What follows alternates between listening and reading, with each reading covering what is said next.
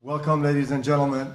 I will tell you a secret. When I first moved to Chicago a few months ago, there were three things I did. Got a driver's license for Illinois, changed my car registration to Illinois, and became a member of WBEZ. Okay? It was important to me, and it wasn't necessarily in that order. Okay? So there are three things that I do. One, TIAA came and said, would you be hosting this program? And I said, absolutely, it should be done at Roosevelt. Because we started our cooperation with TIAA in 1946, 4 months after university was founded. Okay? And university was founded in 1945 because the faculty and the president and the staff walked out, and 1,000 students walked out because the board asked for name of African American students, Jewish students, and female students. Everybody walked out. And Roosevelt University was founded based on diversity of race, gender, ethnicity, and that is our legacy till today. So now we have 5,500 students, we have amazing programs and so forth. But I'm here just to introduce TIAA and also WBEZ, which is my favorite radio. If you come upstairs to my office, it's running all the time. And these folks who are talking, you hear them in my office. So this is all great for me coming back. And also, my investments have always been with TIAA, which is phenomenal. I don't have to think about it. And I love to do things that I don't have to think about. But I will mention this, the program tonight is about student debt as well as other topics. But one thing that keeps me up all night as a president of a university is student debt. We need to find a solution because across the US, we are pricing ourselves out of a middle class market. Okay? And even if you go to upper middle class, if you have more than 1 or 2 or 3 children, good luck sending your kids to college and being able to afford that. Well, that's all I'm allowed to say. I actually switched to Persian after 3 minutes, so this is 2 minutes and a half. So thank you so much for being here, and I pass on the microphone back to you. Thank you for coming out here on a Thursday night as a Chicagoan. I know there are lots of things that you can do in Chicago on a Thursday night, and I'm very grateful that you're spending Thursday night with us, and particularly, I don't mind saying, a night where obviously there's a lot of serious news going on in the world. So thank you very much for being here. My name is Scott Simon. We're going to talk about financial decisions that kind of weave themselves through everybody's lives, really. And I think we want to begin. I want to take you, we did a story a few months ago on our Saturday program in Washington, D.C., but it happily had nothing to do with politics, nothing to do with punditry. It is about a kind of adult daycare center. These are people that are getting on and need some assistance. On the other hand, they cherish their independence and didn't feel that they wanted to turn themselves over to any kind of senior living assistance center. So please listen and look. How are you this morning? Mid-morning at the Wellness and Arts Center at Iona Senior Services in Washington, D.C. Iona provides what's called adult day services. It's for people who can live on their own, but could still use help. The stories that I get from the families are pretty amazing because they say, I had no idea that my mother could still paint, or I had no idea that my mother still had the enthusiasm to get up and dance. There are about 4,800 centers that provide adult day services in the country, which serve more than 250,000 people on any given day. But the number of senior citizens grows each day. Many are vigorous and independent, but also require close attention to their health and help with the tasks of daily life. Now, these places are not cheap. Iona, I believe, costs $120 a day. We're told that it's places like this in Chicago are closer to $75 to $100 a day. And obviously those costs add up, and they're often coming in families who are on the one hand trying to provide for their parents, on the other hand often raising children and trying to pay for orthodontia and save for college and for that matter their own retirement. So life is a balancing act in all ways, and what we're going to talk about tonight is the financial balancing act it can be. So let me introduce now my co-host and a fellow Chicagoan, NPR's business correspondent, Sonari Glinton. Hello, Scott.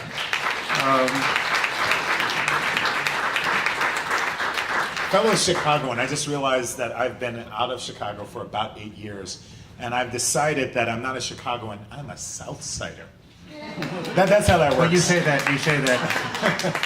this year with the standing in the Central Division. I said that in 2006 with the standing in the World Series. I You know what I'm remember talking that. about? Yeah, no.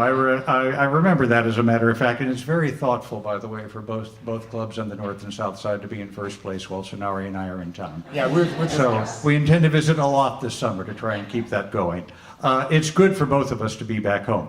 Sorry, you've got something to tell us. Well, no. I mean, I think about one of the things that we do when we come here is that people come to a forum about finances and they think, well, I'm the only person who has trouble with their money, right? And so there's a lot of shame associated with. He means you, sir. Yeah. Well, there's a lot of shame, especially with so many people in debt. And emotion is a part of that. And emotion is a part of what we are talking about. And shame is one of those things that we need to let go of, because as our friend Neil Gabler wrote in The Atlantic, that a ridiculously large number of us don't have any savings at all. And even people hide it. They hide the fact that, oh, I make this much money, I should have everything together. I mean, I can admit that, I've had to ask people for money, and one of the weird things is the average person who considers. We have to. Oh yeah, we ask people for money all the time. Yeah. Please give to your public radio station. But we don't want. It just occurred to me. I mean, Yeah. I shake hands with people at this point in my life, and I have an American Express card reader in this hand, so I'm able to get the code. But I want you to understand that does not, what you give to WBEZ does not go to us directly. Yeah, but what's interesting is that the average person who considers themselves a member of the middle class cannot come up with $400. Yeah, For- that's what Neil Gabler said. Yeah, that's what Neil Gabler said. In an emergency, a $400 emergency is a thing that we sort of can't abide by. And a big point of the article is that people hide it. Even the author hides it. And that this thing that we call financial impotence. And part of what we are here for is to give you a little more power over your finances, to help you understand that you're in control and understand that it's not necessarily about the numbers, it's about the head and it's about the heart. Yeah. It's a hard thing to talk about impotence. Oh, that was a spectacularly poor choice of words, wasn't it? I beg your pardon. I'm supposed to bring a little bit This more. is what he's elan like. to the This is what proceedings it's than like that. in I'm really- meetings. I'm really sorry. I meant to say that's such a difficult thing to talk about financial Yes. impotence. As I mentioned, the balance that we talk about, trying to save for college, planning for retirement, helping out parents at that point in their lives, and achieving that kind of balance, getting everything going together is very difficult for people. Yes. So I'm going to be over here, which is where I'll be most of the evening, and you can see me right here, asking your questions. All right. We're going to bring out two guests who can give us some insight into all of this, and they're going to take your questions. Your questions are going to be the main part of our entertainment tonight, so make them good, okay? Send them up here anytime you want. First, we want to welcome Louis Barajas.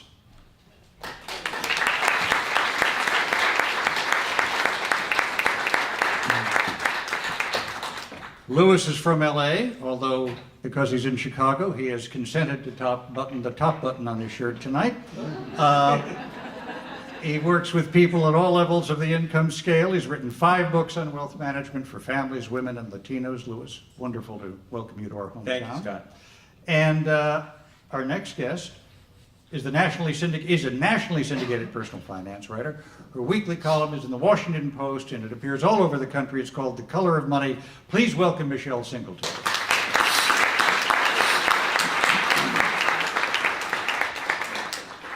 And we have to ask in Chicago.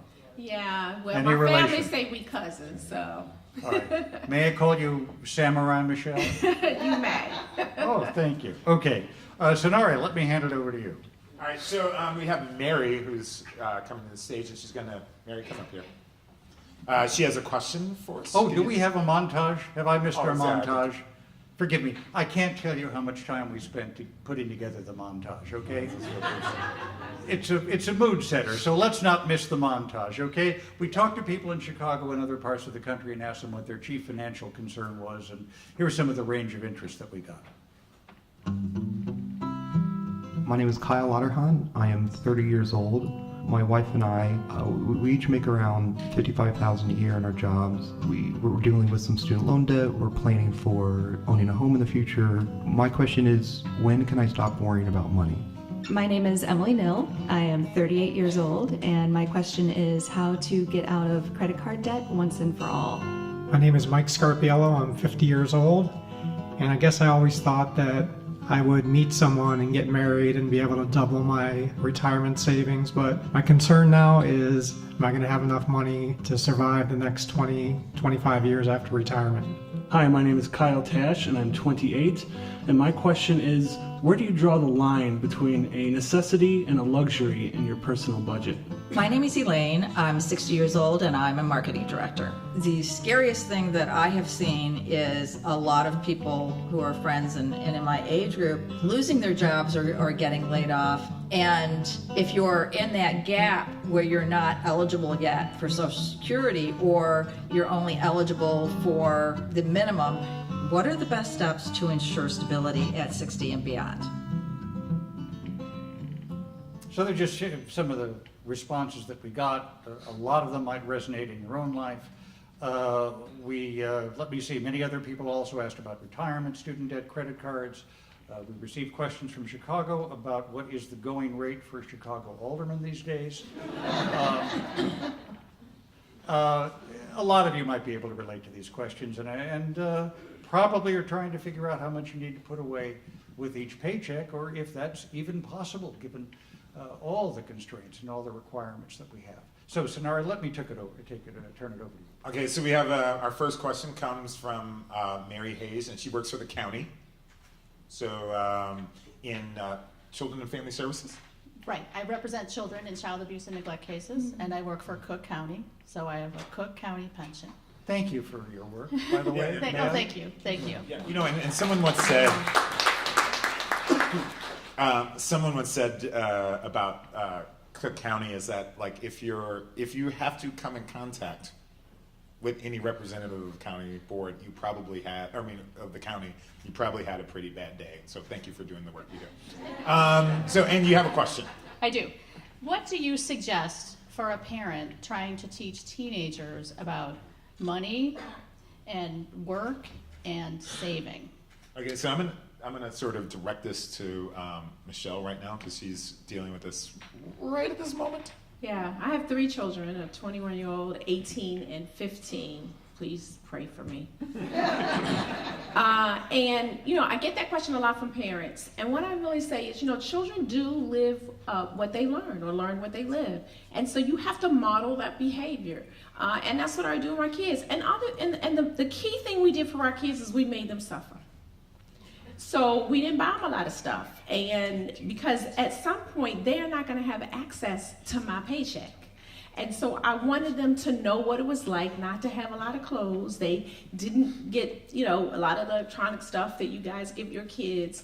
And then we just model the behavior. We're cheap. We show them that we're cheap. We're proud to be cheap. I tell them stories all the time. I breastfed you because the milk was free.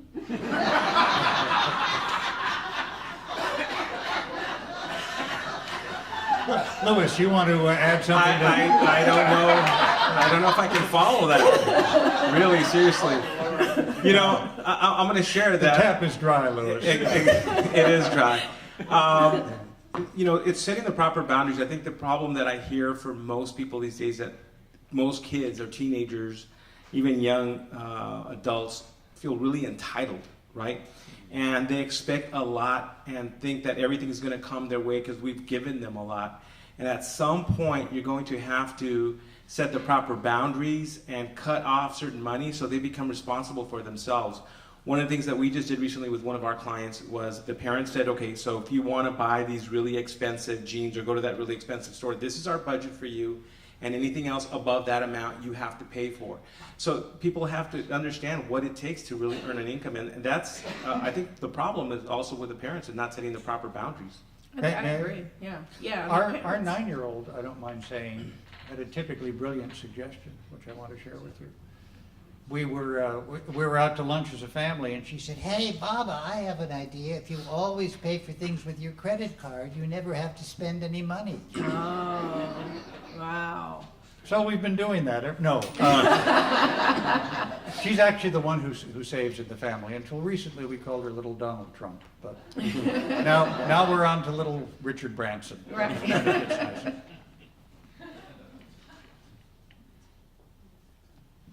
I got another question. Yeah, Tim is about to get married, which I just realized. You're about to get married. And he has some financial questions. About Congratulations, sir. Yeah, congratulations What's your first name? before you ask the money questions. Thank you.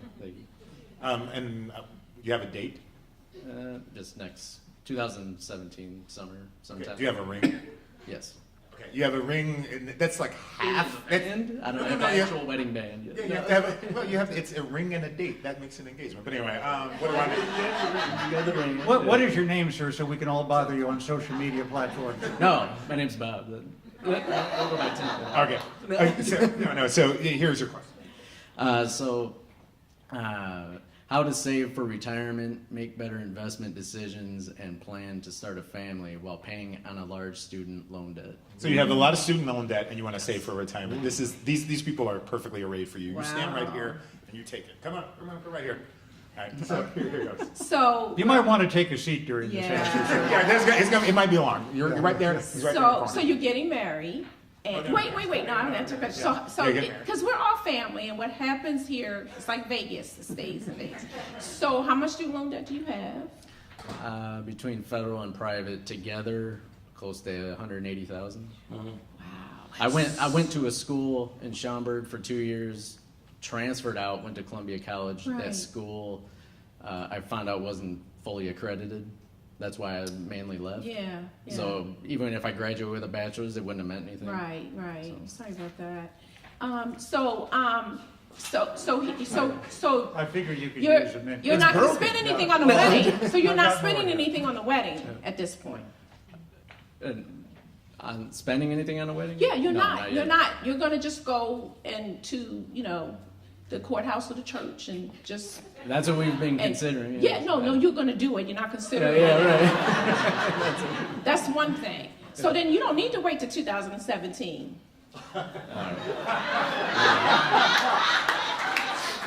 Right? So, In fact, we have a group here. I mean, you've got witnesses. Can anybody here marry? Call her. So I say that to say that let's take that student loan debt really seriously, put it really up front, and let's now make financial decisions in your life that is focused on getting you out of that mortgage.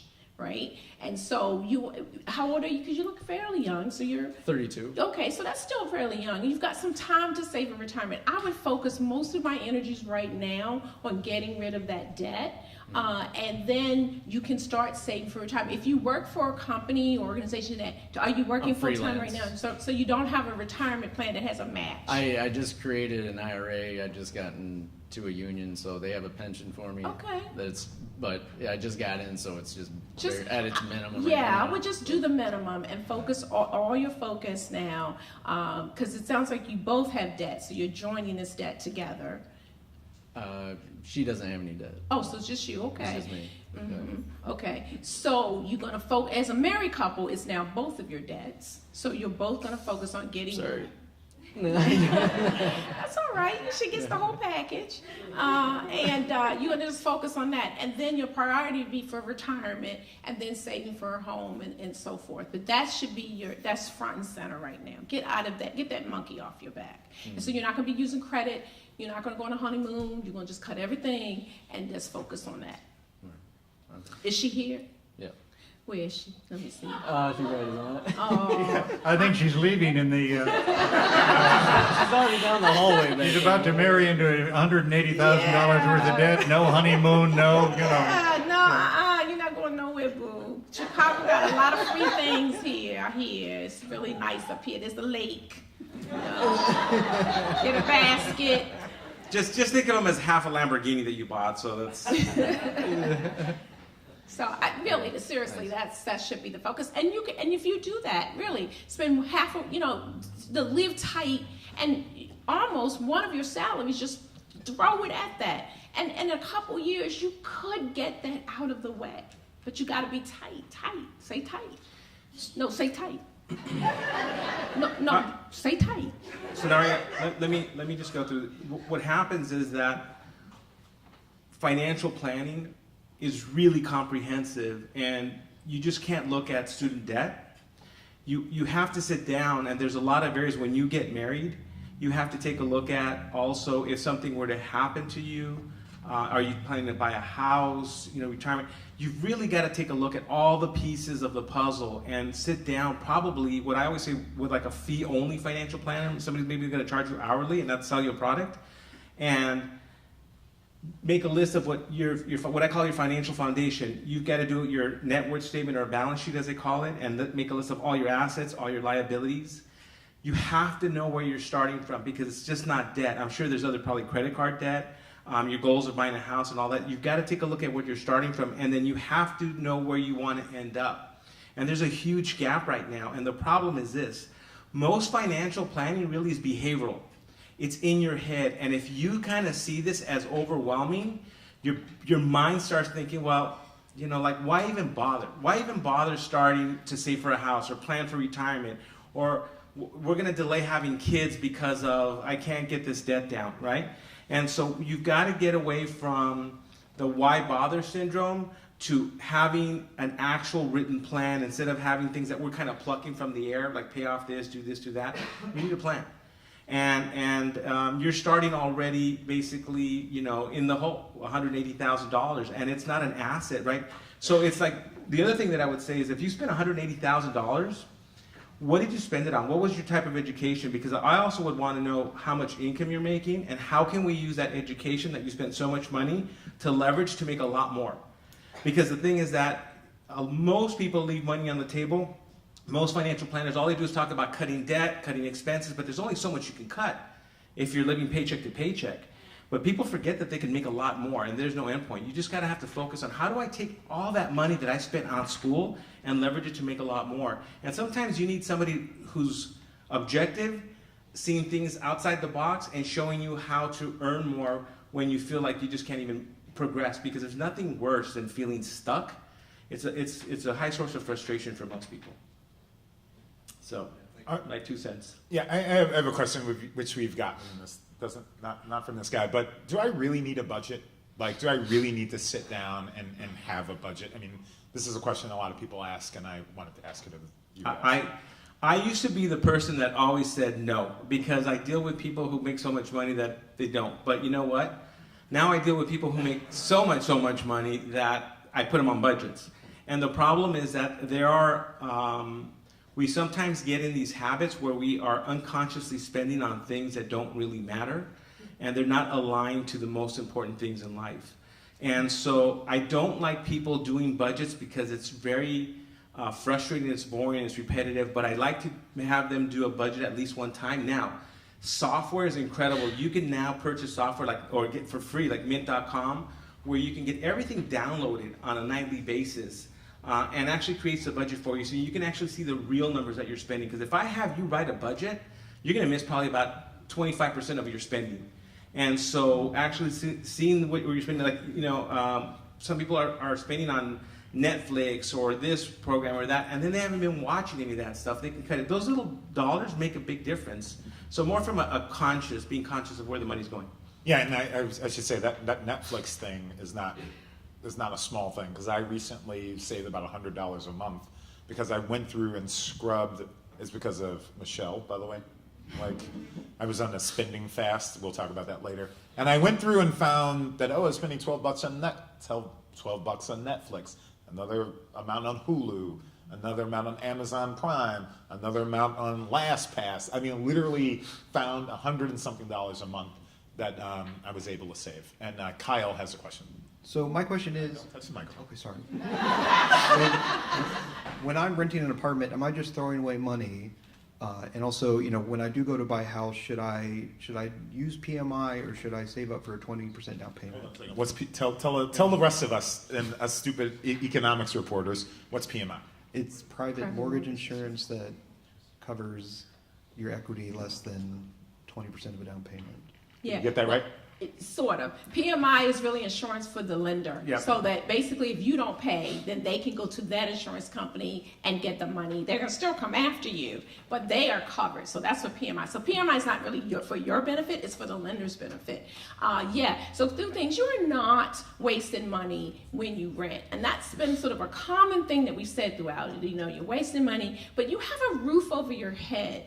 And you should buy a house when you're ready to buy a house and not before. And you are getting something for that money. If you can put down 20%, I would definitely do that to get rid of PMI. But just make sure you work through the numbers and that you're ready to buy a house.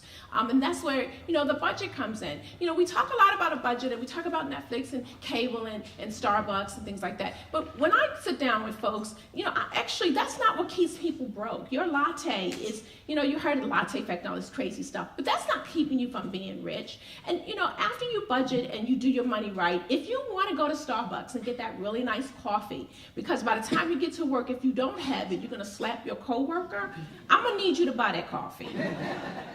But what the budget will do is it sets a roadmap for you. If you were traveling to a city that you didn't know where you were going, you use your little, GPS system to get you there. That's what a budget does. It prioritizes the big things. Like my husband and I tithe, but we couldn't tithe if we don't budget because we got to make sure everything is tight. We want to send all 3 of our kids to school debt-free. The budget tells us that. It tells us what we can't do so that we can put the money aside so that we can send them to college because quite frankly, I need them to go. I'm tired of them being in my house. And so in order to do that, I have to budget. So definitely do the budget. Make sure you can afford the house. And you are not a financial failure if you rent. And particularly in high cost areas like Chicago. So don't let anybody tell you that. Well, because I get that question a lot throughout the country. Don't ever ask a real estate agent if you're wasting money renting, because the only way they make money is selling you a house, right? So it depends. There are certain parts of the country where we go and we speak where it's sometimes just as inexpensive to buy a house than to rent, right? It just depends on what part of the country where you're from. If you are in a stage of where you need to be mobile to get a better job, to leave, don't buy the house. Stay in an apartment. Move to where you're going to end up going, and then maybe you want to buy a house. So it all depends on the number crunching, because when you buy a house, you have the mortgage, which is principal and interest, you have insurance, you have property taxes, you have repairs, and you have to put that in your budget. And most of the time when you're talking to a real estate agent, they're not going to look at all the numbers. And it has to fit in, and it has to align to, is that person single? Are they married? Are they upwardly mobile? Do they have children? Are they putting money away? Are they in debt? All those things matter. So answering a question is like, should you rent or should you buy a house? Answering it that simply, like yes or no, it depends on so many different factors. And I want people to become aware of that. You just can't ask those questions. You have to sit down and really crunch those numbers. And then look at the whole perspective. Are you ready to own a house as well? Some people aren't ready to own a house yet. So Let me ask a question. On the other hand, have we learned over the last few years that it's not a good idea to purchase a house as a replacement for a retirement account? Absolutely. That's like putting all your eggs in one basket. Yeah. I mean, a house. Which a lot of Americans do. Which a lot of Americans do. And the truth of the matter is, when you look at net worth of America, most of the net worth is tied up in the equity in your home. Mm-hmm. But when you look at the rate of return against the stock market, it's pretty low. I mean, we look at it, if people bought a house, back in, 1900, and then they sell it in 2000, well, of course it's worth more. But they're not looking at all all those years where it only maybe appreciated 2 or 3%, where in the market on average is 8 to 10. And so your house should be just your house. It's not a bank. And you only realize that equity until you sell. And so a lot of retirees still want to stay in their home. And so you can't look at your home as an investment. It's part of your net worth picture, but you're going to need money in the market and cash and other things to make up your whole net worth. It can't just be your house. All right, our next question comes from Megan. Now, before Megan comes this way, Megan is an attorney. She also, this is Chicago, she works for Cook County. She's an attorney, and she was out of work for a year. Is that correct? Almost a year, yes. Almost a year, and that caused some problems. It did. I already had some consumer debt from law school, and I added pretty significantly to my consumer debt when I was unemployed. I'm now getting these letters in the mail about, they look like they're from the federal government, but they're not, about consolidating my debt, and that this would be the best way to get rid of it. But I'm very worried something like that would just be a black mark on my, I mean, it's bad enough we have that and student loans. Something like that would just be a black mark on my credit rating, so I'm trying to figure out what is the best way to get rid of this consumer debt. I mean, well, they're going to ask more questions, but how much student loan debt in addition to your how much overall debt? I have just under 80 in student loans and 20 in consumer debt. Okay. With the student loan debt, are you on any of the income-based repayment plans and things like that? I'm on just like a minimum. I haven't, prior to Cook County, I worked for the city, and so I almost have enough years that I can get some forgiveness. Okay, because I've been doing public service work. Okay, good. Keep doing that. No, I wouldn't answer any of those. They're really only going to do is stretch your debt out. And also, if you pull it out of those portfolios, you may lose some of that debt forgiveness options. So you definitely don't want to do that, particularly for the federal loans, because you'll lose the ability to be in those programs. And then the consumer debt, you just gotta, my heart goes out to you. You just gotta buckle down. I mean, where are you living? Are you on your own, or? I'm on my own. I live in Uptown. So do you have family here? I do, thank God. And do they love you? They do. I mean, you're in good standing with them? Yeah, I am. So when is your lease up?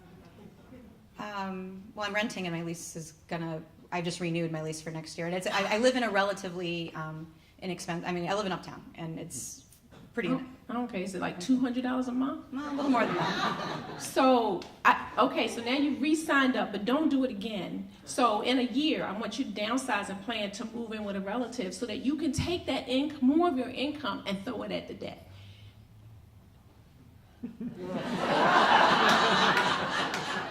Because here's the thing. I love that you come up here and you put yourself out there and you're asking for a miracle, and I'm not a miracle worker, and neither is Lewis. And so the thing about it is, if you want to you're serious about getting rid of this debt and starting your life so you're not tied to Cook County, so finish off your lease or find out if you can break it, what's the cost to break it, and then go home and spend, I'm not going to ask you how much you make, but spend, I'm seriously talking about 80 or 90% of your income. And you can get rid of the debt in probably 2 or 3 years. Right? Yes. Right? And if you're good with your parents and they're good with you, you sit down and you say, this is my plan. If you don't charge me rent, I'm going to be out of debt and I'm going to be out of your hair. And I bet they'll do it, because I would do it for my kid. And I'm serious, that's the way, because there's nothing else out there to do this, right? You got to pay this money. And that's what I would do. It's a little brutal, right? Moving back to your parents' house. Move back home. Don't listen to him. I love my parents and they love me. I don't know if I'd go back. First thing is what she said is anything that's a federal debt, stay with that. Okay. Just because you consolidate into something that's very consumer oriented, you're going to lose all those benefits or opportunities to get rid of it. You might, if you do have loans that are not part of the federal loans, you might consider looking at consolidating. You might, right? Just depends. And it depends on the cash flow. Again, I don't know your situation. I don't know your spending habits. I know how hard it is to be out of a job for a year. It's not only, it almost feels like you're never going to get a job, right? It feels so harsh on, it just kind of beats up the self-esteem in an individual. It really does. Because I went to law school, how come I can't find a job, yada, yada, and all of a sudden you need to build that back up. So work on developing that self-esteem again and feeling good about yourself. And again, I don't have a problem with people spending money on themselves to feel better. I do. Don't spend no money on yourself and go back home. But right, and so Michelle, but like she has. I mean, look, so we're the two of us are here in the same boat. We're both in our 40s. Yeah. And you know, it may not be that. I mean, It in our is that 40s. simple. I mean, listen, come on now, we're grown folks. You made a decision to do this, right? So they make a grown folk decision, and it's just a couple years of your life. I mean, I was raised by a crazy grandmother who used to get me up at 5 a.m. in the morning when I didn't have to be to work till 10 and told me to get the shoes from underneath the bed because a man gonna leave my life. I didn't even have a man. So if I can live with her, you can live at home. And it's just a couple of years. And now, you know, it used to be that we had multi-generations of families living together, right? I mean, we had the grandparents and the cousins, and there were houses where there was always somebody living there. There's no stigma there. There's no shame and sending yourself in a situation that you can get rid of this debt. And we're just talking a couple years. It's just a one little season. And I mean, just do it. Just, you know, go home. You want me to call him? I'll call him right now. I'm serious about this, right? Okay. What's your phone number? I'm going to White Sox game with my mom tomorrow. I'll run this by her. There you go.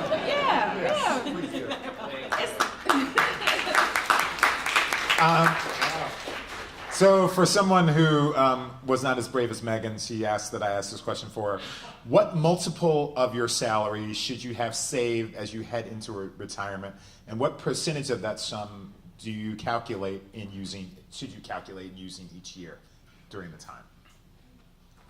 Well, okay, so I don't know if multiple, but right, the rule of thumb has always been, back since I started in planning 30 years ago, you should save 10% of your salary, right?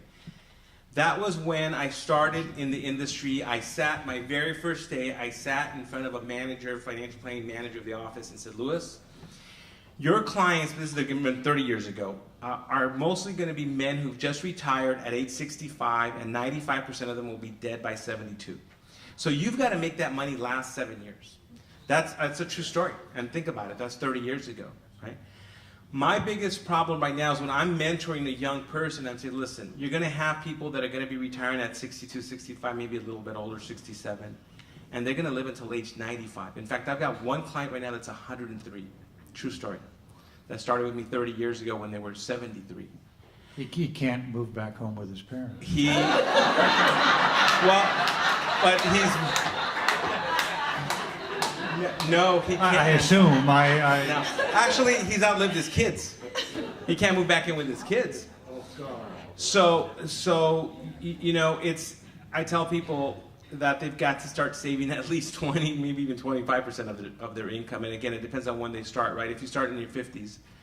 So it's not a multiple, it's also, you sit down, again, I always go back to, I know I have a lot of these factors, it depends, right? If 95% of your family has died by the age of 80 years old and you have terrible genes, but you don't have to sit there and plan for a long time. But if you got family members that are living in their 90s, 100s, seriously, people are living longer and longer.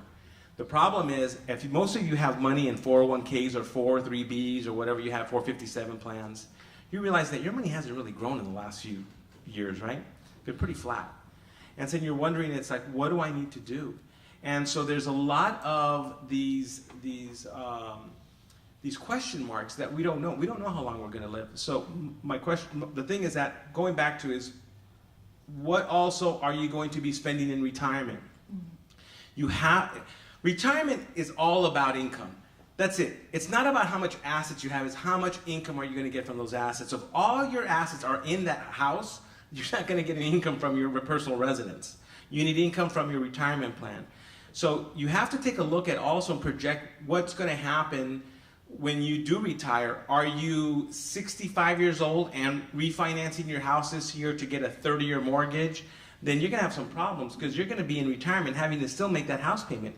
Are you in your 40s right now where you got a 15-year loan where by age 55, or if you're 50, by age 65, you would have paid off the house and you have no more house payment? So it's sitting down and taking a look at from a very holistic, from a very comprehensive, How much am I going to spend? How long do you think I'm going to live? What do you think inflation is going to be like? Where am I saving my money? How am I investing my money in my retirement plan? Am I investing it in cash, in bonds, in equities? How is the money going to grow? So it's a question that I go back to, and that's why I'm telling people it's really important that you sit down and really think about all the factors and put a plan together. Right. Yeah, I agree. All right, so I have just a couple of quick questions, then we're going to go to this young man. I'm concerned about hidden fees when dealing with a financial advisor. Yep. And also, I'd like to understand the new laws for financial advisors. And I was hoping that you could break down the differences between when you're going to look for a financial advisor from it. If you guys can do that. I'll let you answer most of it, but I think what the answer she's going to go to is the whole concept of when you're hiring somebody, whether they are under a fiduciary standard or a suitability standard. And that's what you're going to have to ask them. And then I'll let Michelle answer. Yeah, I mean, the law just changed from the Labor Department, and it only affects your retirement plans. And so there's, as Louis said, there's the fiduciary. So basically, fiduciary means that they have to recommend things that are in your best interest. Suitability is more like, well, this is pretty okay, but it tends to benefit the planner. So you want to always ask the planner, do you have a fiduciary responsibility when it comes to your retirement plan to act in my best interest? And if they don't, you need to find someone else. In terms of fee, for me, the way, and when I talk to folks, I think fee only is sort of the best way. But that doesn't necessarily mean that they're not earning money in some other way in commission. So you just have to just ask them, how are you earning money on the recommendations that you're making? And I think the best way is just to go to a fee only. And most of you probably just need to sit down with someone to give you an overall plan, which is what Louis talked about. Insurance and retirement, and should I pay off my house and things like that. And a fee only is more likely to hopefully tell you yes by the time you're in retirement. And so that's what you really want to look at. And you've got to be willing to pay the money. Here's the thing. People want the advice, but they don't want to pay the money. And that's why they have all these backdoor fees, so that you don't see that you're paying. I mean, I always tell people, if you go to you have a toothache in your wisdom teeth, you're not going to pull out your own teeth. So pay a financial planner a flat fee or hourly fee to give you an overall plan so that you're on the right track. Let me add to that. What you want to do is you always want to ask how they're being compensated. That'll tell you the number one, whether they're fee only. So, and then be careful if somebody says you're not compensating me. I don't see this with NPR listeners. I see this more with people who are in where I grew up in the barrios, where the other person in front of them who's selling them something says, no, you're not paying me anything, the company's paying me. I mean, that's how silly it gets. And I say run from those type of people. There should be no conflict of interest. They should have a fiduciary standard. A fiduciary standard means by law they must put you first. Fiduciary standard means that if there's an investment that's better for you somewhere else, that's cheaper for you somewhere else, they must go to that other place and help you get there. They should be, again, you got to ask them, what conflicts of interest do you have? What other things are you selling me? They should be earning no commissions, and they should not have any referral fees. All right? Because if they send you to somewhere and they still get a kickback, that's what you don't want. You want somebody who's truly objective and transparent. So there are really, right now, only two places where most of the time after the fact, I'll give it to you now, they ask me, well, where do I find these type of people? Well, there are a couple of organizations out there that every consumer advocate that Michelle writes in her column says, if you're going to find somebody, go either through NAPFA, which is NAPFA.com or org, and then or the Garrett Planning Network, where they're only basically hourly or retainer. They'll charge you like a flat fee, and that's what you want to use. Okay. I just got a question here. What's a reasonable fee, or what are the reasonable fees? Like, how do you know that you're not? It depends on what part of the country, right? So if you're going to pay an hourly fee, I've seen it from as low as like $150 an hour to as much as like $350 an hour. And then, or they'll charge you like a flat fee. Depends on what they do for you. Some people just give you advice and they'll do a plan for you. They'll charge you anywhere from maybe $1,500 to $3,000 to do a plan for you. And then there are other people. At our firm, what we just decided to do is just do it for the clients, because most people don't do anything for themselves after you give them the advice. So it's going to be a little bit more. So you're going to have to budget that in, and I think that's probably the safest place. Okay, here is Abraham Diaz, and he's getting a master's degree in social work at the University of Chicago. So you're pretty smart, huh? I really worked hard to persuade them to let me in. So. All right, so here's the question. Can you tell us what you think? Yeah, so essentially social work, which means my salary is going to be relatively low. Right. My debts, University of Chicago, are going to be really high. One thing that we've talked about in my classes and amongst a lot of my mentors is, do we go with a loan forgiveness that's really going to push our salary down, but we're going to be in the hole for at least 10 years, or do we really push in, try to get the best salary possible? That's really the crux of my question. What do you want to do, Abraham? What kind of work do you want to do? Um, in your heart, forget the debt. Yeah. Just what do you want to do in this life? Outside of help people, I'm still struggling with that. I mean, I could be a clinical social worker. I know that I want to work in the community somehow. I also want to be in policy, for instance. So I'm really figuring that out, and part of that is, what will be the best bang for my buck? I mean, that's now in the front of my mind now. So here's the thing: life is really short, Right. and I'm of the ilk that you should go where your gifting is, right?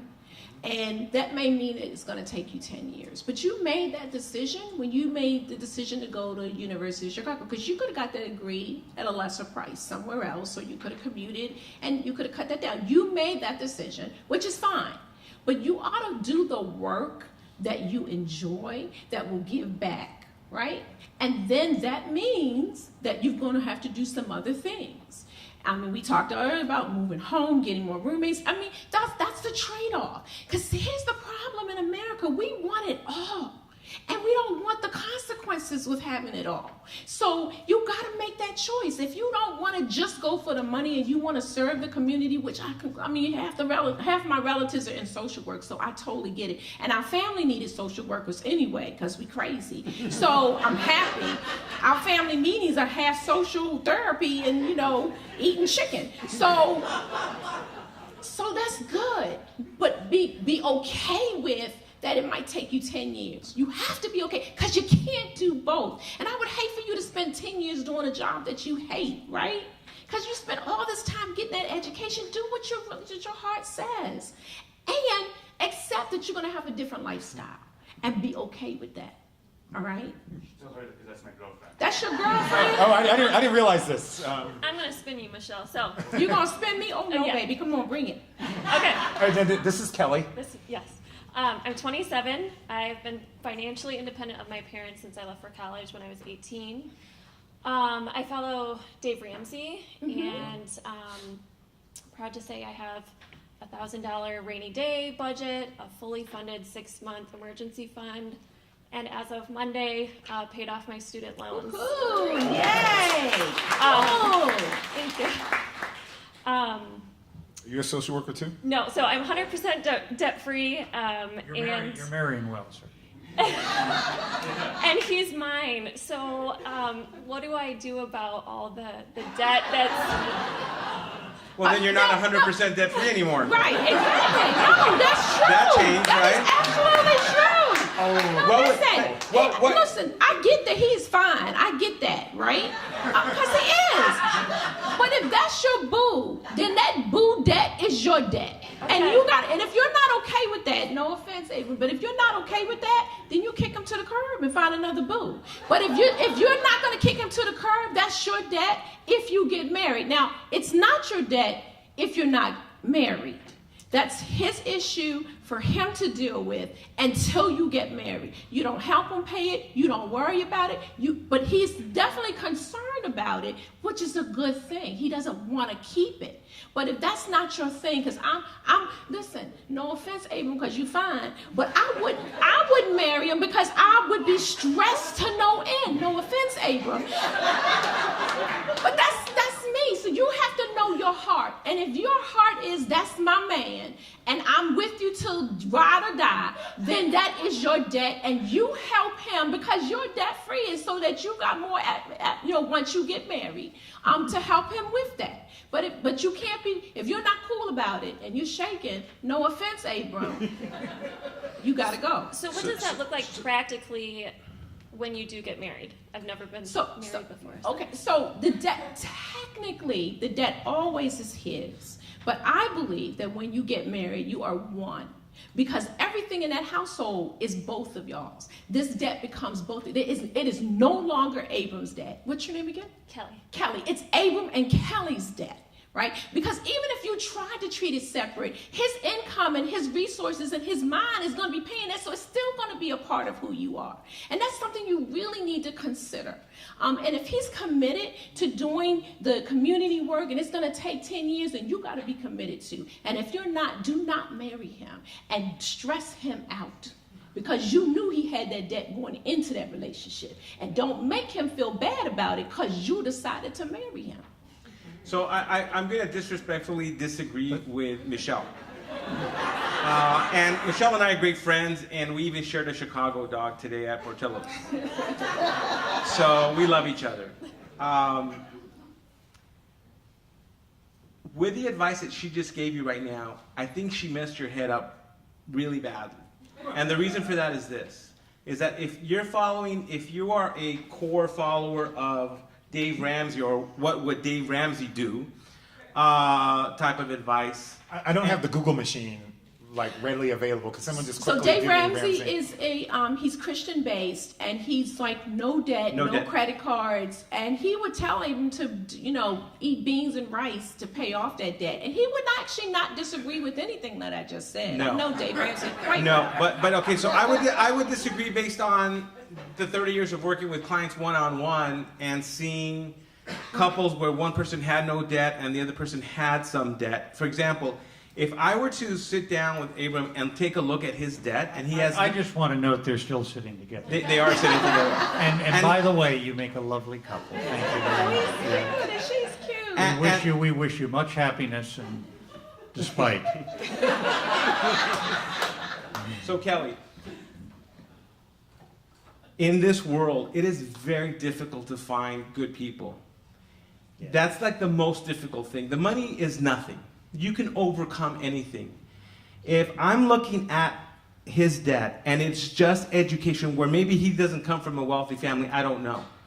But he spent money on educating himself to advance his position in life, to do better. And he doesn't have credit card debt on buying stupid things, but on education, right? He's invested in himself. Is that true? No? Okay. So if he's a good guy with a good heart who's trying to help other people, you found a really great guy. You're gonna find, if you find some guy, so take a look at the individual and not the debt. Take a look at whether this guy's gonna make, if you want kids, if he's gonna make a great father. See how he's behaving with his nieces and nephews. See what kind of man he is with his mother and his father. See how he is with his brothers and sisters. See how he's taking care of you.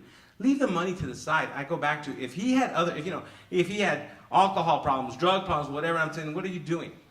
But if he spent money on educating himself to better his life and to be part of it, I would say get married today in front of everyone here. I think we're in violent agreement. I think we're in violent agreement because I didn't say don't marry him because of the kind of person he was, but she wouldn't have asked that question because she's following the advice of somebody who's so true. Lois, come on now. I've been married 25 years to the same person, and I understand marriage quite well, and I teach a marriage class, and I'm saying that if that's gonna be a central issue in their relationship to start out, then that's something that they have to deal with. And all I said was you have to be comfortable with it.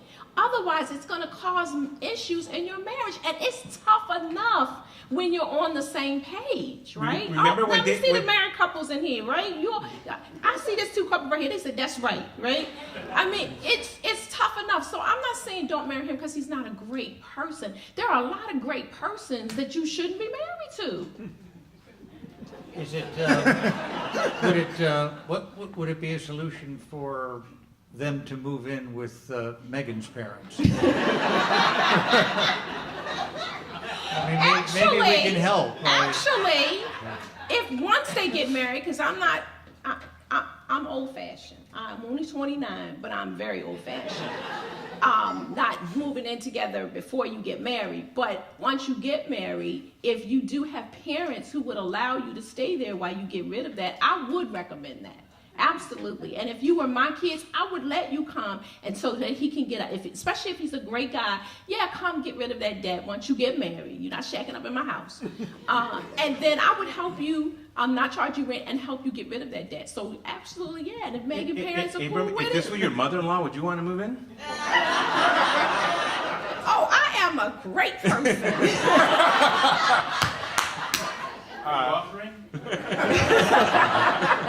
Absolutely. I believe, listen, we open up our homes because I believe to whom much is given, much is required. And so we bought a house with extra bedrooms to take in relatives who were in need. So I've had my sister and her kids live with me. I've had my godmother, my husband's father. So the fact of the matter is, I practice what I preach. A question from my world. This is from Shelley Stevens. And the question is, when buying a car, should I buy or lease? But there's a caveat. I just want to know, because I'm in the process of buying a car, so this is for both of us. But I'm just want to lease? Says the buy car or guy. lease. I said I want to buy a car. She wants to. Or we're thinking about buying a car separately. Should we buy or lease? And this is Shelley Stevens. Yeah. But there's a caveat. So answer the question first, and then Okay, I'll. from overall financial planning, save money, you always want to buy a car. Okay, if you're going to keep it a long time. You don't want to buy a new, you don't want to trade a car, you don't want to be renting your car every 3 years, right? So the only time, sometimes I'll have clients lease is I make sure that they don't go over the mileage, because you have a certain limit of miles, and you get killed with that. And it's usually for business owners who have to kind of be seen in a decent car, and then they're writing it off through the company. For most individuals, like I keep my cars 10, 11 years. And my last car was like 14 years, and I pay it off after like 3 years, and I don't have a payment for a decade. So that's what you want to, and then use that money for your retirement. The rest after that. Also, we don't have a garage. Okay. So That's not a caveat. Oh, okay. I'm sorry, you said you're gonna want to wait don't for the have a caveat. garage. So we're parking on the street in the city of Chicago, and so new or used. But wait a second. The newer use. Let's actually get to the caveat. So read that part of it. Oh, and then we also have a mortgage, some student debt, and a little credit card debt. And so you get in a car because? We use it. No, I mean you have a car now. We have a car now, yeah, and it's so we're going to trade that in. We've already And why are got you a going to do quote. that? It's just falling apart, and it's at a. What do you mean by falling apart? Well, there's things that need to happen. Like what kind of things? Hold on. Let me ask the question. What kind of car? No, this is really important because a lot of people, Yeah. when you talk about some things falling apart, like if you More have than to the value of the replace the car. transmission for $1,500, that's still much less than buying another car. True. True. Yeah. But what? We don't like the car. Oh, yeah. See, you gotta ask questions, Yeah. right? How old is the car? The car is about 6 years old. 6 years old, girl, please. Did you just say you had student loan debt? Yes. We do. Yes. Do, yeah. You have credit card debt? Did I hear A you? little bit, yeah. Yeah, a little bit. You better keep that car. What is wrong with you? No, you are not allowed to buy a car. No, you fix that car up. No. I drive my cars until I'm on a first name basis with the local tow truck drivers. I pay cash for my cars. I don't get a loan. You are not getting a car. You're going to save up, fix whatever it costs, because it's still going to be cheaper than buying a used car. You really don't like 6 years? Get the new car smell and spray it into the car. And Michelle, she drove a purple caravan. For how long? For more than a decade. Oh. Yes, purple. What is the other answer? I'm just curious. Well, so the BMW dealer, the I would BMW get the one you want. We'll ask I have a around. follow-up There might after be other this. I have a people follow-up here. after this. Okay. Yeah. So, no. Do you really need the car? It's also sort of a safety issue because sometimes, I'm worried that. It's going to break down? Yeah, I don't want to drive. We drive out to the suburbs a lot. We have family in the burbs. Don't want to drive out there and break down on the highway. I drive to work. I don't want to break down on the way to work. Things like that, where it's kind of a safety factor too. Okay. I get that part. And we're at a point where we can trade it in and get some money for it. a decent amount of money and put that towards another car. Now, can I ask one quick question? I'm sorry. How often has a car broken down where you've been stranded? Not at all. Right. Yeah. So hold on. I'm taking your side. Because if you can plan, here's my thing. If you can plan the repairs, the little light comes on and says you need to replace something, then you fix it so that you're not stranded. See, you want to shop for the answer to do what you want to do, which is not the right thing to do. So go ahead and shop for that answer. But my answer will keep you from being further in debt. Okay. So go ahead and shop. And there is also there's a part that takes a year. It's a year waiting list to get this part. What is it, a Russian car or what? It's a Hold on. What? I need to do a story about this part. He does Hold on. So what? It's a PT Cruiser, which they don't make anymore, and the gas tank, something with the gas tank, where We can talk about this. Yeah, everyone has problems with this gas tank issue. Oh God, it sounds dangerous. I don't see how you can drive it on the streets. Yeah, right. She's looking for your answer. Yeah. So here, let me give you an example here. Hold on a second. So I will have clients that show up and talk to me about certain things where they start rationalizing why they need to get the bigger house or the better car or the same thing. And I think most of you actually heard her rationalizing why they need a new car because she didn't give us the right answer, right? And I get that part. And so I go back to when an individual is rationalizing spending money that they don't have on something they really don't need, you've got to go back and prioritize what's really important and what you're trying to accomplish because you've lost sight of what is most important. You're focused back on the PT Cruiser they don't make anymore. I want to get the latest and the best and whatever. That's good. And so you go back and you need to say, okay, what's really important? Like, is she married? She's got kids. Do they want to save for college? How important is retirement? Paying down debt, whatever.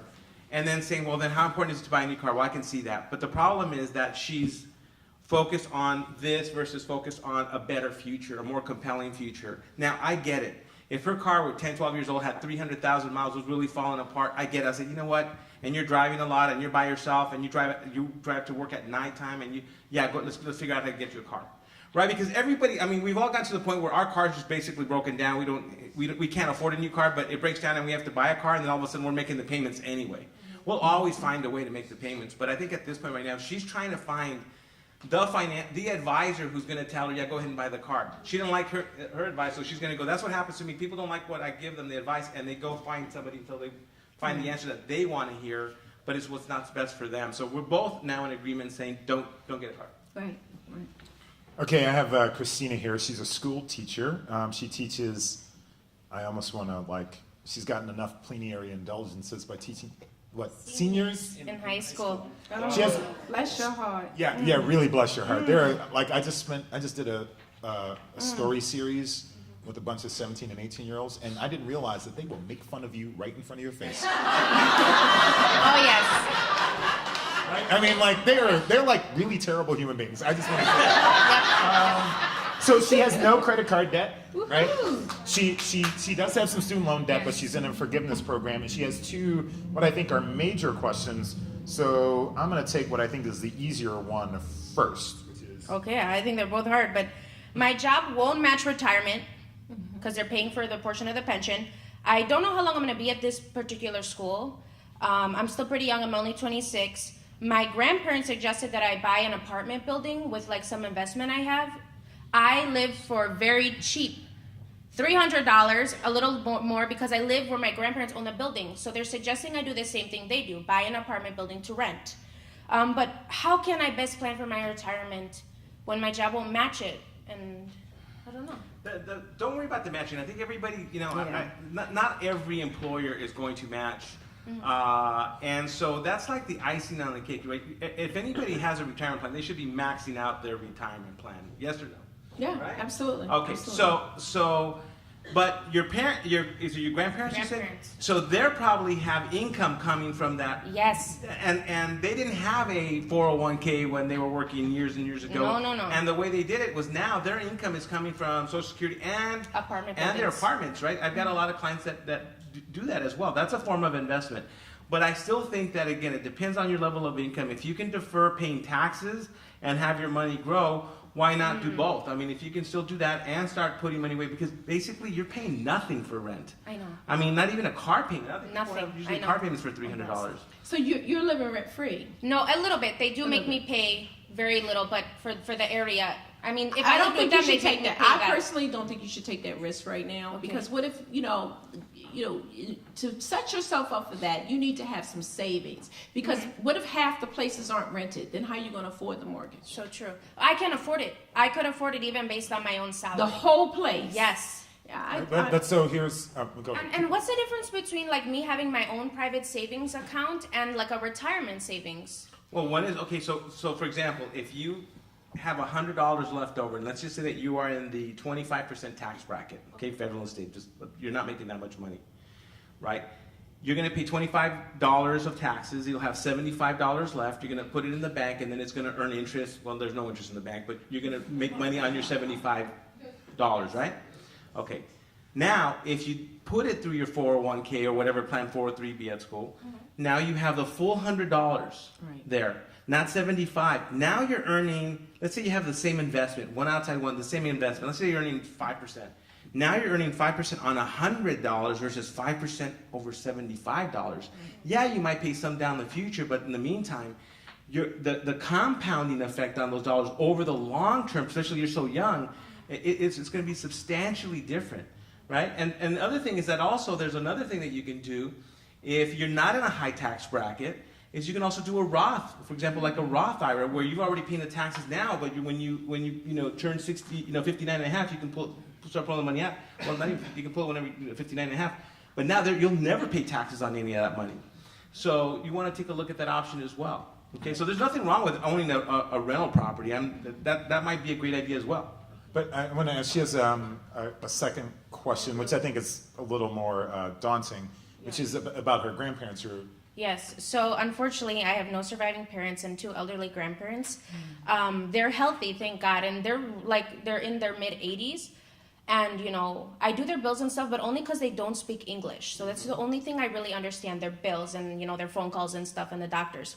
But because they're healthy and mentally 100%, what conversations do I need to sit down and have with them right now? Because I have power of attorney, things like that, but only because I do their bills. I don't understand the power I you're have. asking the right question. You really need a financial planner, and you probably need one who speaks. Is it Spanish? We're Greek, but I'm a Spanish teacher, so very interesting. So they're Greek. But they speak English, or will they be able to? Yeah, they do. My grandma does enough. Yeah, I would just really if you could get them to help you sit down with a planner and map out a plan. Do they have a trust? Right? Yeah. Oh God, I don't know. They have a will. But do they have a trust? And What how does is it? that mean? So the thing that you're going to need to find out is also how is their property that they have where they're getting how is it titled? Because It's under a company because they used to own a restaurant that they sold, and they bought the buildings with that company name. Okay, so then we even have more problems if anybody's sitting here who knows tax. What you want to do is you definitely want to see an estate planning attorney for sure. Okay. And make sure that they take a look at how the assets that they have that are non-liquid that would avoid going through probate and making sure that it goes to their granddaughter or grandkids.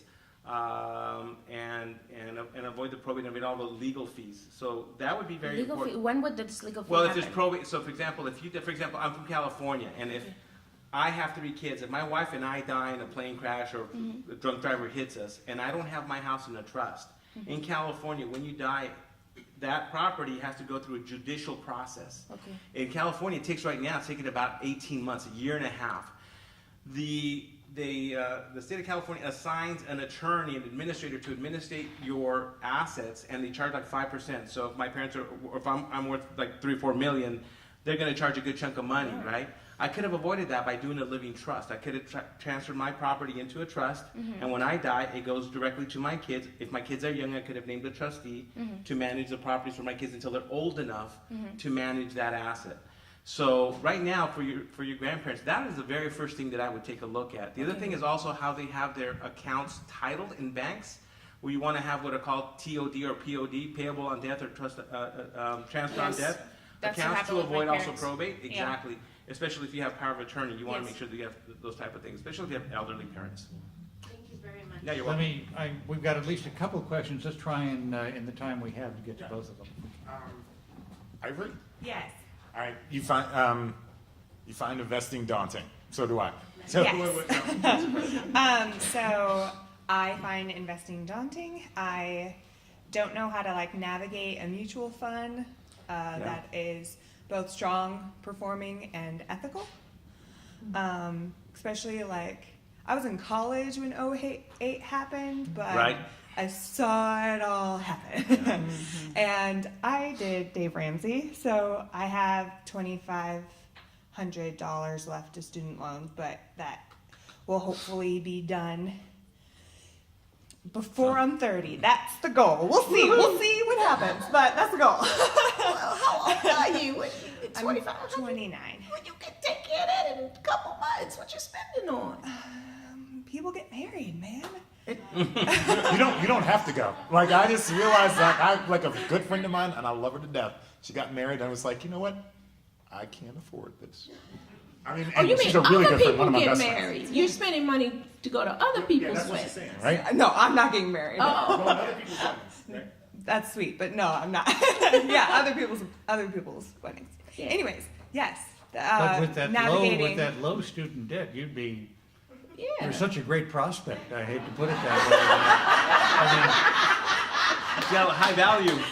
Yeah, High value I stock. just people. A lot of people got debt in there. around Is that what I need? A sign that says I'm debt free, and that'll. No. Shucks. Navigating. So who runs? Are you you're employed, and who does your retirement plan? That is a question I should probably know the answer to. So where do you work? I work for a staffing agency called Addison Group. Okay, so let's start there. I have a 401k. You have a 401k. They match up to 3%, which Okay. is what I have in my mutual fund. All of them. I do not max out, which I know I'm supposed to. Okay, so you gotta, So all the 401k, 403b, 57, they all have money managers, just like TIAA manages the plan here. You could go to them and sit down, and they will cover it. They will tell you everything that you have in the plan, and you should know who has it, what are the fees. So that's where you really need to start. You can invest in socially ethical companies. There's social responsible funds. Funds. There are funds out there that for example, in their portfolio, they wouldn't have tobacco companies. They wouldn't have, companies that maybe exploit children in factories overseas, things like that. They pick the stocks. So you can do that outside of your 401k if that's something that's important to you. Okay, so let me just share with you. The financial planning industry is going through a huge disruption, okay? And they're starting to do things that TIAA has been doing for years. I'm not here to sponsor anybody or mention names, but what they're doing is that because of the pressure of fees, you're seeing a lot of companies that are no load, meaning no commission, okay? You're also seeing these companies like the Wealthfront Betterment that are opening for people who are starting out with $25 a month and doing financial planning, and they need to asset allocate, meaning diversify their money into low-cost funds. There's a huge disruption going on. I think the entire industry is going to be changed in 5 years. I think almost 60% of most financial salespeople will be out of the industry within 5 years. That's how big this change is happening. Because what's happening is the technology world is allowing people like you to actually have access to some of the best money management for pennies on the dollar. Okay? And then there are a lot of apps or a lot of technology now where if you go through the website where you're probably doing your 403b, you can answer certain questions on your risk tolerance, and it might even select the different investment portfolios for you. It'll diversify them. What we call them asset classes, okay? And you say, I don't need to know that. It's just basically an algorithm that selects it for you. So there's a tremendous amount of opportunity. All you start Googling and on, But she should just start with her plan. Start with your retirement tomorrow. plan. Right. It's tomorrow's Friday, right? Yeah. But so what do you do in the morning? You have some personal time where you can call them. Mm-hmm. At work? Yeah.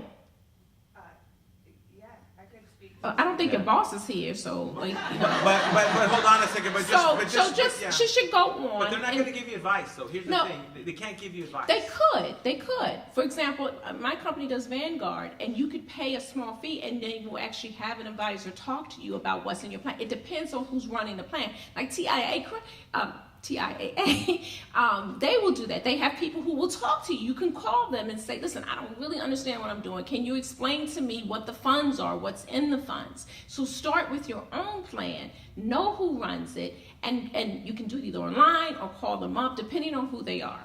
So start there, so then you'll know what you have already. And then if you want to do some other social responsible investing, you can do that as well. And Louis is right. You Google that, and you can invest in some of those funds outside of your workplace plan. And just make sure that if you're going to be dealing outside, that everything is what's called no load. Right. No load means no commissions. Okay? Okay, I have a couple questions. I'm going to ask you for like a lightning round type thing. What are the best investment strategies for people in their late 20s / early 30s? That's one. Can you do that one? Well, very quickly, again, so it depends on the goal. Whenever you invest, I break down investments only 3 types. What I call cash type of investments, fixed, and equity. Cash are all actual cash, savings accounts, anything that's very liquid, short term. Fixed tend to be bonds that you loan money to the corporations, to government, whatever. And then equity, which are things that you don't even know what's going to happen to those investments tomorrow, like real estate and stocks, commodities, futures, whatever. And so when somebody tells me they're 20 years old, I have to say, well, what's the goal? Because if they're 20 and they want to buy a house, maybe they're 29 and they want to buy a house in 3 years, I'm not going to put them in equities. You get me? I want to have them save in a savings account probably, or something very short term. So when you're thinking about investing, it's not about how old you are, it's what's your time horizon and what's your risk tolerance, and that makes all the difference. Right. Okay, and then the next one is life insurance recommended if your spouse has a solid retirement fund and no debt. Life insurance, unless you're very super wealthy and going to need the insurance to pay for the estate death taxes, I 99.9% of the time would tell you that you need a term policy if you need insurance at all, right? The reason why you need insurance is just to replace income, and because you're the breadwinner. If the other person's not earning any income, then you need to be responsible and get the insurance. But if you pass away and the other person's going to be fine, they don't need insurance, then it's a want, not a need. I would rather have you invest the money in a retirement plan. Right, I agree. All right, we have Desmond, who's half of a two college professor household. He's Nigerian, of course. That's how that works. Yeah. But yeah, you know that part. You know where that part comes from. He has a question for the both of them, who are a little concerned about you haven't gotten tenure, so you're a little edgy about that, right? Yes. So due for tenure later this year, and concerned that interest rates for buying a home and actual cost of homes might go up. And I wonder if it's reasonable to try to go into the market now, or just to wait it out until after tenure.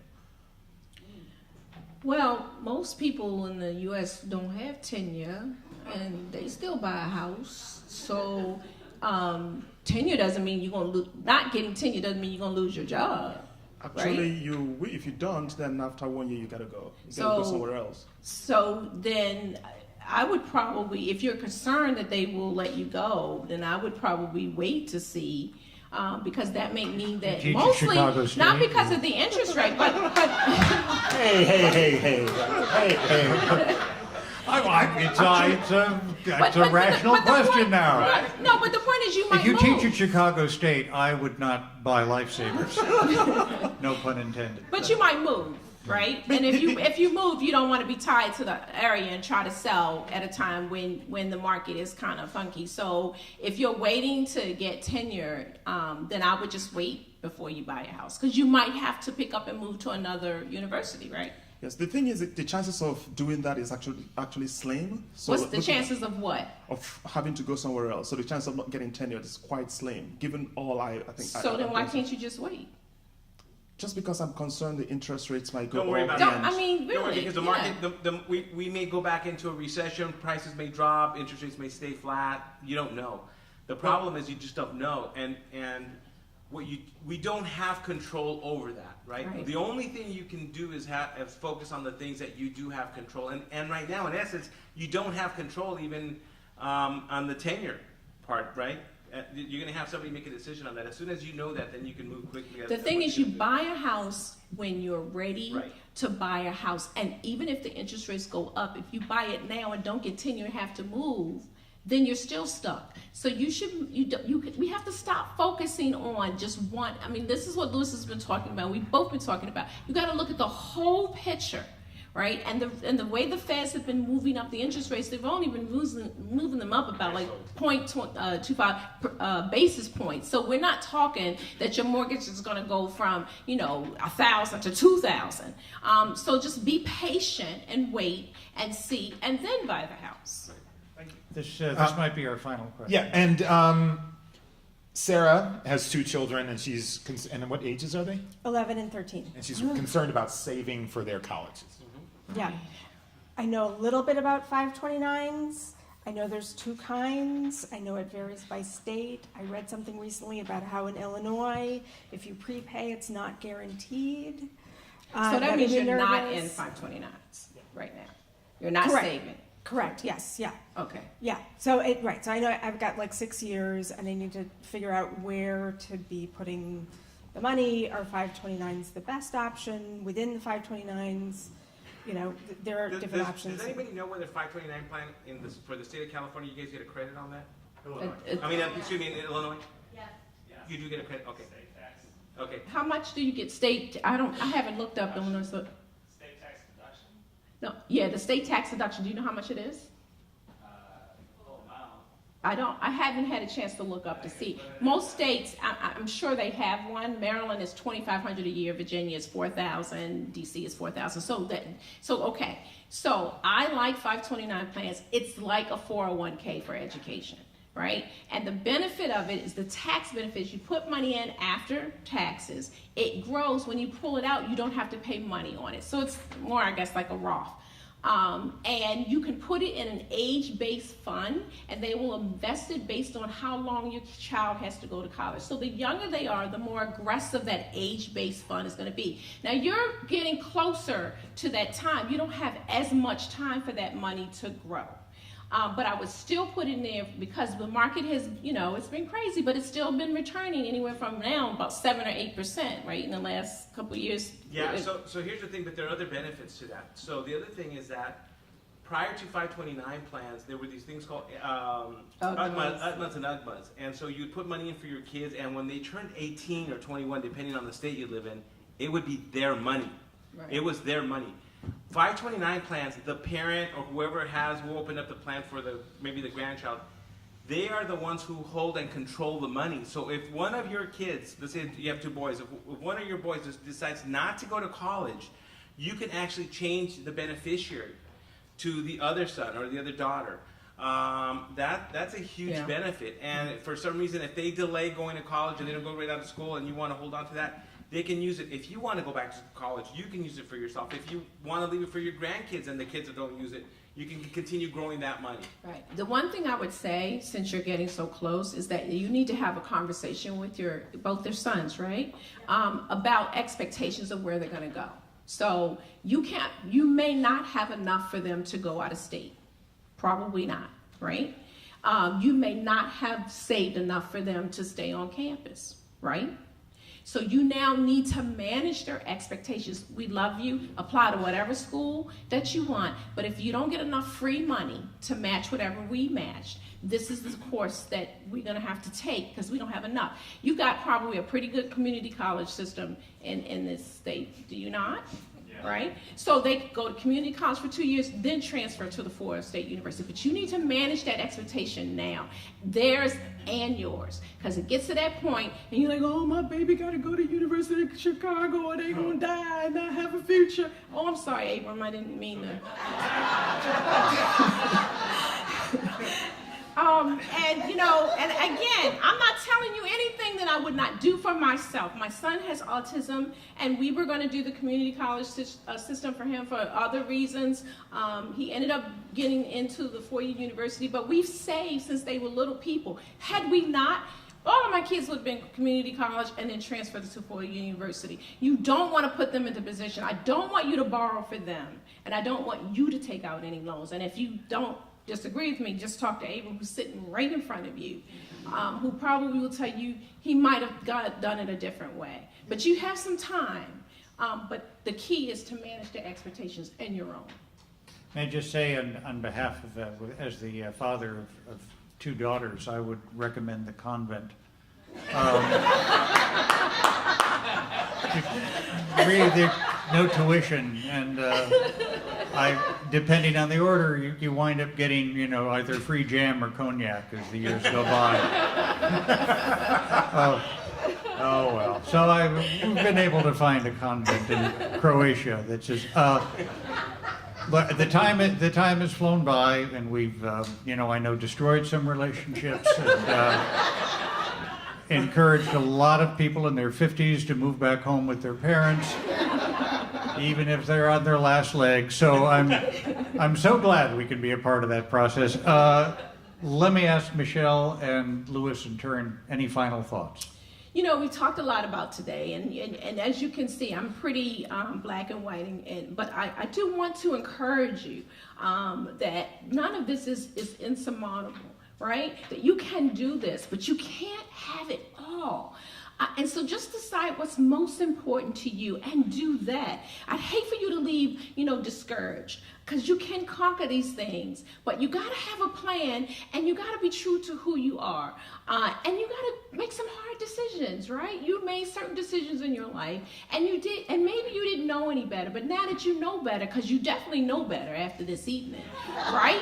Just do better and do with what you have. And you know, we'll be around to talk to you. Some of you were scared to ask questions after the first couple ones, but I really do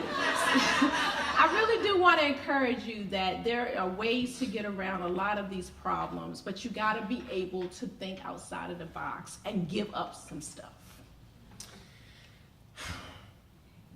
So the financial planning industry has done some surveys, and they basically say that only 11% of people that work with advisors ever implement any of the advice. So, with that said, the thing that needs to happen, if you learned anything today, is when you leave today and first thing tomorrow morning, like for some of you where, you know, Michelle wanted you to log on to your 401k site or call the people and make some changes, you need to do that. I have found that the most successful people just take small steps. They don't need to take huge steps. They don't need to plan on how they're going to get rid of their $180,000 debt by next winter, right?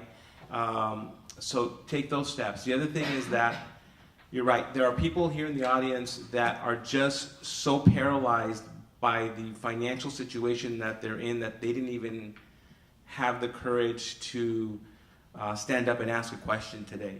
And I will share with you that I've been doing this for 30 years, and I've seen it all. And I've seen every one person who's been in unbelievable debt or have gone through and lost their homes overcome it and go above and beyond it and are successful. It just requires focus and effort. And that's it. That's all I want to say. Let me add to something Tony said at the beginning. There's a survey inside of your program. We'd be grateful if you could fill them out.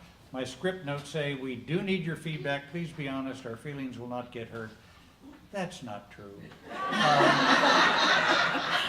We all have feelings, and Sonari and I have family in the community, so have to show our faces here in the years that follow, so please bear that in mind as you're thinking. I know I have family here, and I can already hear them making fun of me. But I wanted to add on, I've been going to a half a dozen or more of these, and I've actually taken some of the steps, and it's made a tremendous change in my life. And I would say to each of you, if you have the opportunity, it isn't, you don't have to do 100 things, you don't have to do 300 things, just do one thing, and that's the beginning, and you'll find yourself with a little bit more money, and you'll like the feeling, and you'll want more. I would also like to add, if anyone in the audience would like to tweet about this event, please do. We would love that. So if you write something bad about us, then you can make up for it by tweeting at us. You can tweet at me. That's at Sonari, Sonari, Lewis and Michelle, and Scott, who has 2 trillion followers on Twitter. Tweet at him, and then you'll become a Twitter star. We just ask that you use the hashtag NPR Family Matters so that everyone can follow the conversation, and we found that that's been very valuable. Now, I will occasionally check in and ask some questions, but remember, I'm not offering any financial advice. And here's the best line they've scripted for me. Thanks, Sonari. wait, can I try that again? Thanks, Sonari. It's been good to join you. And one last thing before we leave, we got to play this message from a friend of ours, and it might be familiar with you. Take a listen. This event is made possible by TIAA. Whether it's investing, advice, banking, or retirement, TIAA is committed to helping those who do good do well. Learn more at TIAA.org. Finally, just a really gracious thank you for all of us, all of you who've joined us tonight. Thank you. Thank you, everybody. And a big thank you for our gracious host and our colleagues at WBEZ who've been wonderful partners in this process, and thank you very much. And Lewis and Michelle, we haven't worked together before, and I'm sure you're hoping it won't happen again, but thank you. Thank you very much. I've learned a lot from you, and my marriage, my family, everything is going to come apart after we. And I'm going to move in with Sonari's parents. But in any event. Oh, you know what? My mother could desperately need a roommate. Please, seriously. Well, we'll figure that out. Our children, we'll work on that. They're on their way to the nunnery. But it's been wonderful for us to be back home in Chicago with you. Thank you very much, and thanks for making Family Matters a wonderful event tonight.